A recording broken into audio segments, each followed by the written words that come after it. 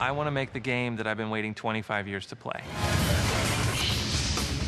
Transformers War for Cybertron really started with a sketch of Bumblebee, and we redesigned that character to modernize it all up to be much more of a realistic adult version. That was that first sketch that we slid across the table to Hasbro and said, what do you guys think? And that's where it all started. I think the approval process for Hasbro, especially nerve-wracking. In a sense, it's like George Lucas looking at you redesigning Luke Skywalker. My name is Aaron Archer. I'm a senior design director, and I oversee the Transformers universe for Hasbro. Activision came to Hasbro and said they wanted to make a kind of a breakthrough game, definitely a gamer game. And the original idea was, we've had a couple games that were based on Earth. How about going to Cybertron? And that's a really cool place. It's the home planet of the Transformers. And the early days of that civil war between the Autobots and Decepticons was a story that really hadn't been fleshed out in any format. Hasbro has been fantastic to work with. What they've allowed us to do is take a licensed property and treat it like a brand new IP. To see it grow beyond what our imaginations at Hasbro could be,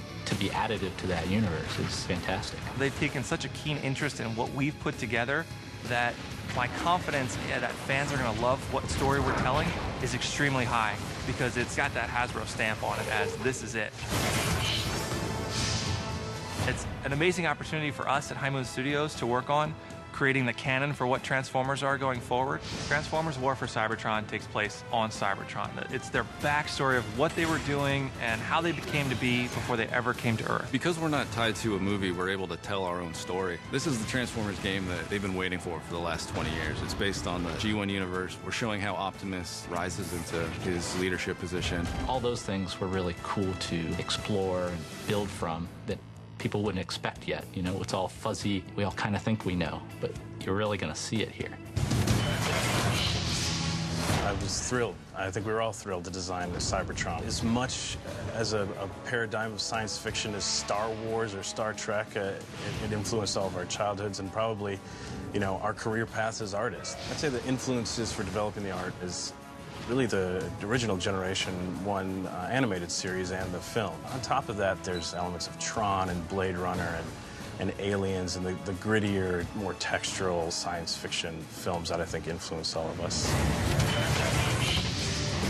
I think Transformers fans will like this game because we took it seriously, we took the property seriously. We have almost a reverence for the original. It takes something that you may have had a fondness for as a kid and a really kind of violent, dark, adult style that I think people that are into games like Call of Duty will be able to get into. I think people are going to be blown away by the effort. I just can't wait to get the ball rolling. This won't be the only touch point. It's a big place that we're going to build off of. It's been a fantastic experience to revisit all those childhood memories, gather the resource from the huge lore that is Transformers, and then shape that into basically a brand new vision of what Transformers are in a way that people haven't seen before.